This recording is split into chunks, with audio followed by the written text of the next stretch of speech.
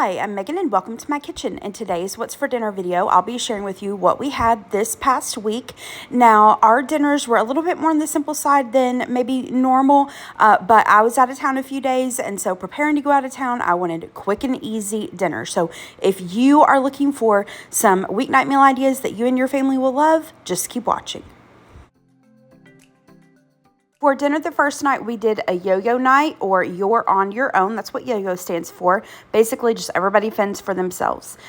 Pizza sounded good to Gary, and he asked if we had any frozen pizza, and I was like, actually, we do. We had this home run pizza. Got this a couple months or so ago on BOGO at Publix, and so he just cooked it up according to the package instructions. And then I had like 3 Tyson frozen chicken tenders in the freezer I needed to use up.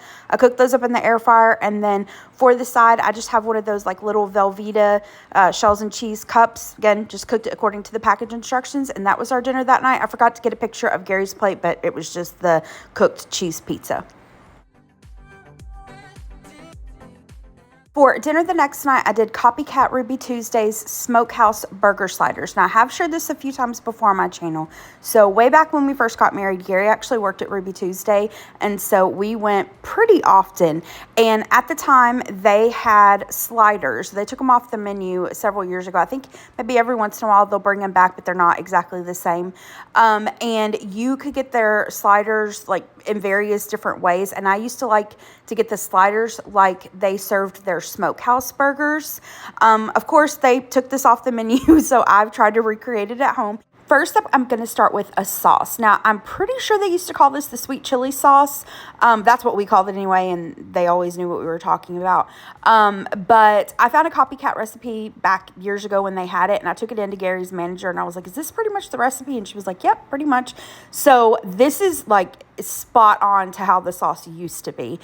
Here are the ingredients that you'll need, and I will put the measurements in the description box below for you. You need some mayonnaise, cayenne pepper, paprika, some sambal, and sugar. And then you just mix that up, and you do want to let this sit for a couple hours. Now, that sambal, that is pretty spicy stuff, and then you got the cayenne. So if you're sensitive to spice, you can always start with a little bit and put the sauce together, and then if you want it a little more spicy, add a little more sambal or cayenne. But like I said, just make sure you chill this for a couple hours. Here's what else I'm going to use. You need some kind of slider buns. I have some leftover Hawaiian rolls, so that's what I'm going to use. I've got some ground beef to make the slider patties. I have these Alexia onion rings. Now, Ruby Tuesdays used to have onion straws, and they were bomb.com. Oh my gosh, they were so good. I loved those things. Again, I found a Copycat recipe for that. Once again, his manager was like, yep, that's pretty much what we do, except she said we freeze them before we deep fry them. So I didn't make them tonight. Again, going for quick and easy, but I'll also put the Copycat onion petal recipe down in the description box below for you.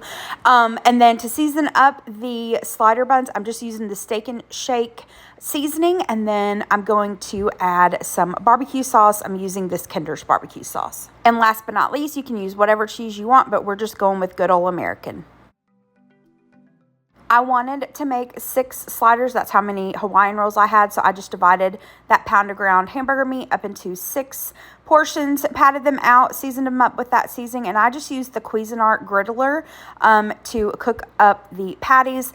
Added the American cheese and allowed that to melt. And then I did toast up the Hawaiian rolls before I cooked the sliders. I cooked those Alexia onion rings in the air fryer. I think I did 400 degrees for about 8 or 9 minutes until they were crispy to our liking.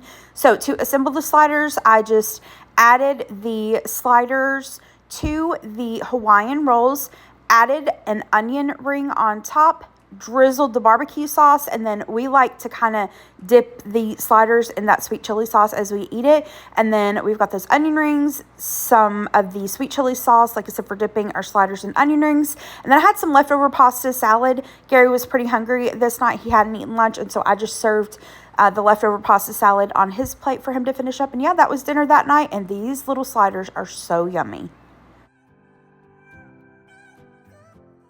For dinner the next day, I tried a couple new recipes. I did Italian basil chicken cutlets.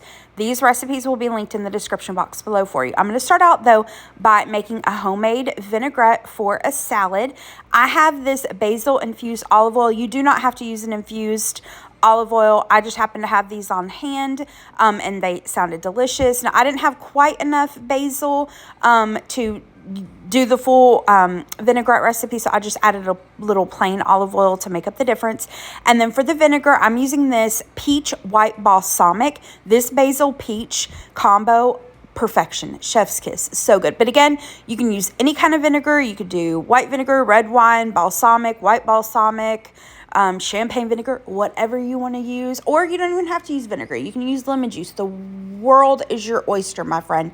Do as you wish. I'm also going to add in a little squirt of Dijon mustard, followed by some salt and pepper and garlic. I like to make vinaigrettes in a mason jar so I can just shake it up and then set it to the side. And then whenever I'm ready to serve it, I give it one last shake and our vinaigrette's done. I put this quick little salad together, just stuff I already had on hand in the fridge. I've got some arugula, sliced radish, sliced cucumbers, some sliced almonds, and a little feta cheese. And then right before serving, I tossed it with that homemade vinaigrette.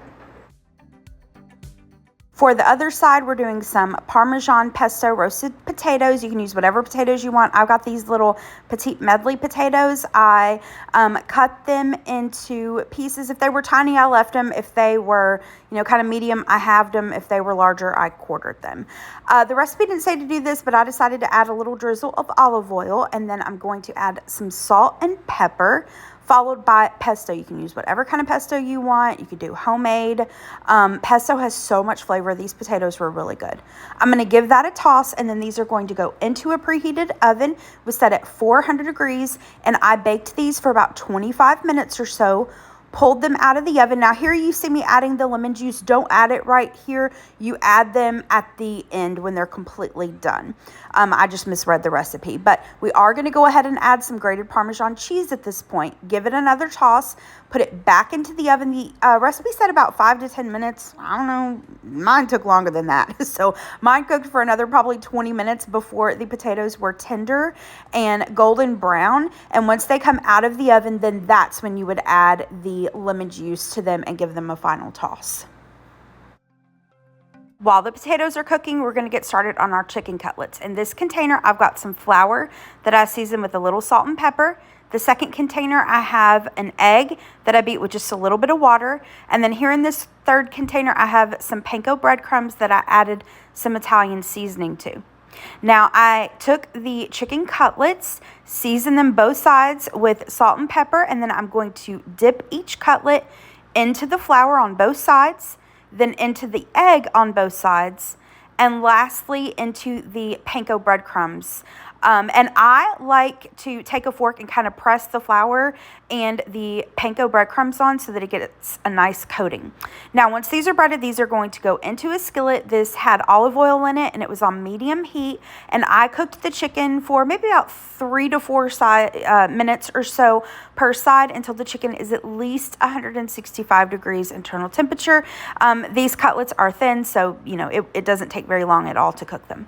Once they're done, we're going to remove them from the skillet, set them to the side. In this same skillet, you don't have to wash it out. We're going to add in a little more olive oil and then some grape tomatoes. I didn't have quite enough grape tomatoes, but I did have a couple Roma tomatoes I needed to use up, so I just chopped those up and added the tomatoes. I'm going to cook these on medium heat for about 5 minutes or so until they break down and they get really saucy. I took my spoon and kind of mashed the tomatoes to kind of help them along a little bit. Next, I'm going to add in some minced garlic, salt and pepper, give that a stir. This recipe called for fresh basil, which I would have preferred to have fresh. I bought some at Kroger, but it was yucky, unfortunately. So I'm having to use dried basil, which is fine, but I'm going to add it at this point. If you're using fresh, add it a little bit later. I'm going to give that a stir, cook that for a minute, and then we're going to deglaze the pan with a little bit of white wine. I'm using this 0 proof Sauvignon Blanc. That's personal preference. If you don't want to use wine or don't have it on hand, you can just use broth, vegetable broth or chicken broth, either one. So once you deglaze that pan, really take your spoon and scrape up the bits from that pan. You're going to let this simmer until it gets thick. I would say maybe 3 to 5 minutes or so.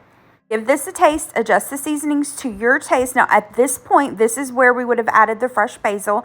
And then the recipe called for lemon zest and lemon juice to be added. And I don't know if y'all saw in the previous clip, but I had a lemon sitting right there next to the stove to remind me to add it. Did I add it? No, I forgot. But that's okay. It was still delicious. Now, to assemble this, we're going to lay down the chicken cutlets, add on some of that tomato sauce, and then we're going to take burrata. If you're not familiar with burrata, it's basically mozzarella balls, but instead of, just like a regular mozzarella ball that has the same texture all the way through, the middle of the burrata is very, very creamy. And so I just took 2 balls, I broke them in half, placed them on top of the tomato sauce, and then added a drizzle of balsamic glaze. A couple quick notes, I would also add just a tiny, tiny pinch of salt to the burrata. And then if you had fresh basil, which I wish I would have had it, that would have just knocked this over the edge, I would add some fresh basil on top. Here are what the chicken cutlets look like once I had them completed. Here are the plates. So we've got the chicken cutlet, the pesto, Parmesan potatoes, and then the salad. We had this for our Sunday dinner, and it was so good. I cannot wait to make this again, like at the end of summer when tomatoes and basil are really in season and just really sweet and delicious.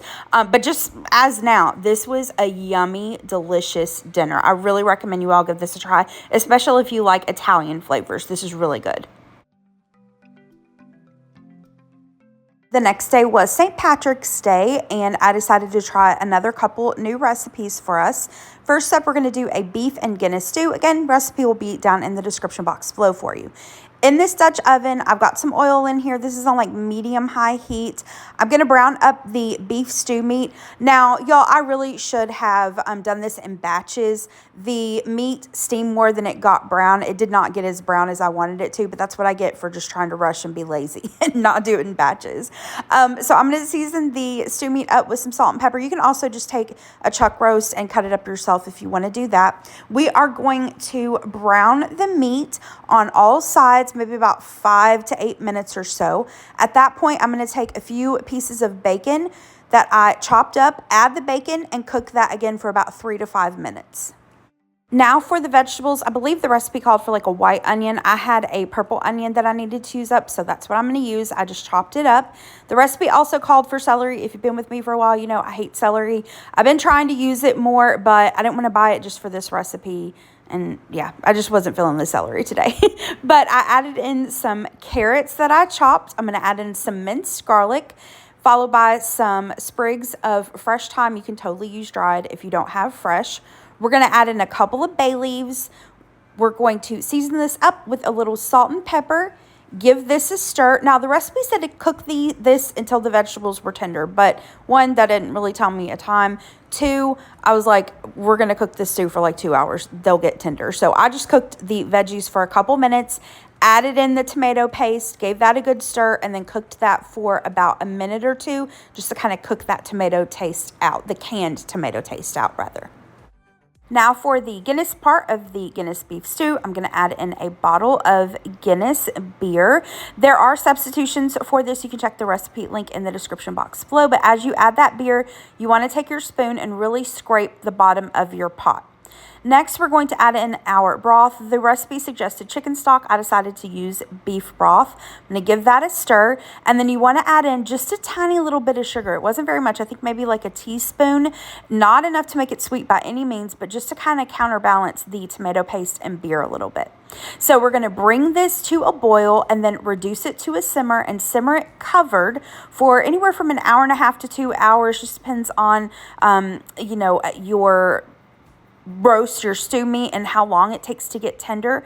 The recipe does say that for 15 or 20 minutes or so you can remove the lid and kind of boil it at a faster rate until it gets thick to your liking. I did that for a little while, but it still wasn't getting as thick as I wanted it, so I did a cornstarch slurry, just little cornstarch, little water to get it the consistency that I liked, and this is the finished stew. To go along with that, you got to have something to sop up that yummy stew. So I decided to do an Irish soda bread. I have made this before, but I decided to do a slightly different version. This is a small batch recipe. I will have it linked in the description box below. If you want to do a regular one, just double it. So in this bowl, I'm going to add in some all-purpose flour. I'm adding in some salt and then baking soda, which is where Irish soda bread gets its name from.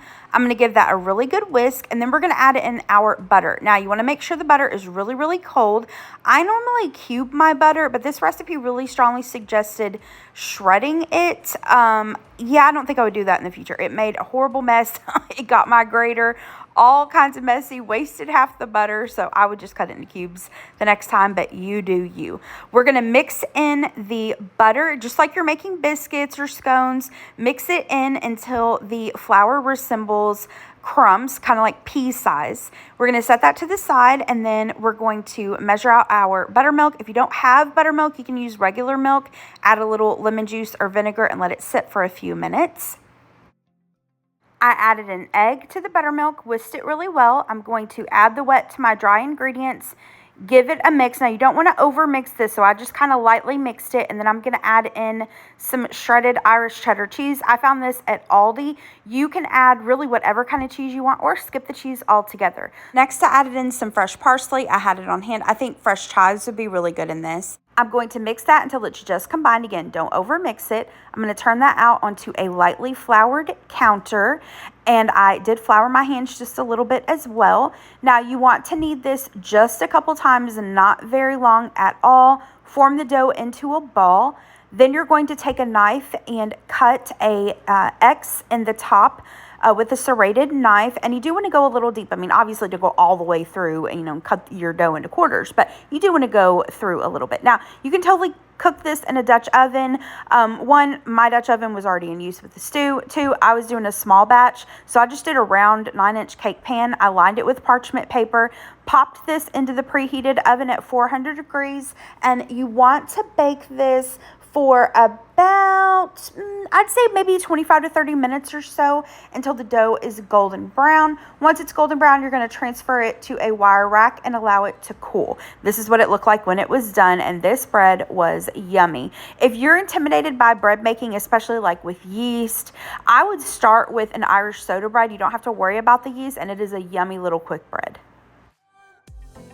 The recipe suggested serving the beef stew over rice or mashed potatoes, and I thought, you know what, I'll do one better. We'll make some colcannon. Now, that is a traditional Irish dish. It's basically mashed potatoes meets fried cabbage. So if you like fried cabbage, you like mashed potatoes, definitely give this a try. Here, I've got a couple russet potatoes. I think I used 3. I peeled them, cooked them in some salted water until they were tender, drain them really well. I'm going to mash them up with a little Irish butter. I got this at Aldi, along with some milk, salt, and pepper. Adding in some cooked and crumbled bacon. We're going to save some for the top. Now for the cabbage mixture. What I did here was I took some of that Irish butter, melted it in a skillet over about medium heat, added in some diced onions, cooked those for about 3 to 5 minutes until they were tender. I then added in about a quarter head of green cabbage that I roughly chopped, added a little salt and pepper, and cooked the cabbage until it was tender, which was another maybe 5 minutes or so. I'm going to stir that cabbage mixture in and then give this a final taste. To garnish it, I just added the rest of those bacon pieces on top. Here are the plates. We've got the beef stew. I did a garnish of the fresh parsley on top. That's optional. You don't have to do it. I just did it because I had it on hand. We've got the colcannon and then some of the Irish soda bread with the Irish butter on top. And everything was so good. Now, if you've been with me for a while, you know I have a weird thing about my food touching. Gary and I were actually reversed tonight. I actually wanted to try the beef stew with the colcannon. Gary was like, I don't really know about that. Can we separate it? But I tried it together, and I ended up telling him, I was like, it's actually really good. And he ended up mixing his beef stew and the colcannon together too. But yeah, this was delicious. I went out of town, I think not the next day after this, but the day after that. And Gary had the beef stew for lunch that day, and he was like, it was even better after it sat in the refrigerator for a couple days.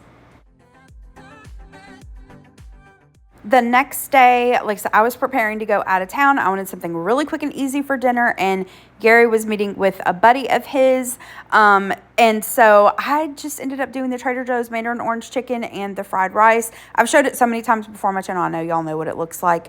I just did that and served it on paper plates, fine china, and that was our dinner that night. Quick and easy. Dinner the next night was actually at my mom and dad's. So Gary and I had met my mom and dad that day for lunch. And my mom and I were going to leave the day after that to go to Kentucky together. And so we thought, why don't I just spend the night, make it easier on everybody, and then mom and I can leave for Kentucky the next morning. So my mom asked me what I wanted them to make, and I haven't had my dad's burger and beans in years. I mean, I've made his recipe, but I haven't had him making the recipe in a while. So I was like, have dad make burger and beans. So I've shared this before on my channel. I'll link that recipe video in the description box below for you. This, my dad's mom used to make this dish for them. My dad's kind of put his own spin on it, but when she served it, she would serve it with applesauce, and so that's how he serves it. My whole life I've always like eaten them completely separate, but most of my family mixes it, which I've always thought was just completely weird and atrocious. But I actually tried it this time. Like I said, y'all, I'm trying to expand my horizons, and it was actually really delicious. But if you don't want to mix your applesauce with your burger and beans, don't worry about it. Just make them separate. But I do recommend you give it a try. It is a budget-friendly, yummy little dinner. Now, for the last dinner in this week's video, y'all, I'm so sorry. I totally forgot to take a picture. My mom and I had went to Kentucky, like I said. We wanted to do several things. So, one, she was going to have dinner this night with some of her college friends. They invited me to go, but I had a headache. I really didn't feel like going. And then we wanted to visit my great aunt. Y'all, she is, I think, 93 or 94. She's my pa's sister, which y'all know if you've been with me for a while. I was very close to him. He passed away a couple years ago. And we had a really nice visit with my great aunt. It was kind of bittersweet because they favor each other a lot. They don't just look similar, but they have some similar mannerisms, a similar personality, sense of humor. So it's kind of like getting to be able to visit him, again a little bit. And my mom wanted to go visit my aunt, her sister-in-law, my dad's sister. And then we also wanted to go and put flowers on my grandparents' grave, my uncle's grave, and my dad's parents, my other grandparents' graves. And some great-grandparents, too, we snuck in there. But anyway, mom and I had a nice visit. But this night, like I said, she went out to dinner with some of her college buddies. And I just asked her to, they have a salad bar at the restaurant they went to, which I love me a salad bar. So I asked her to make me a salad, and that's what she did. She brought it home for me, and I ate it, and I was so hungry and ate that sucker. And totally forgot to get a picture of y'all, but you know what a salad looks like, right? Anyway, that is it for this week's video. Thank you so much for watching. I hope that you enjoyed this video. I know we did some quick dinners and some eating out there at the end, but I hope you enjoyed it nonetheless. If you did like it, hit the thumbs up button below and subscribe to my channel if you're not already. Hope you have a great rest of the day. Thanks so much for watching. Bye-bye.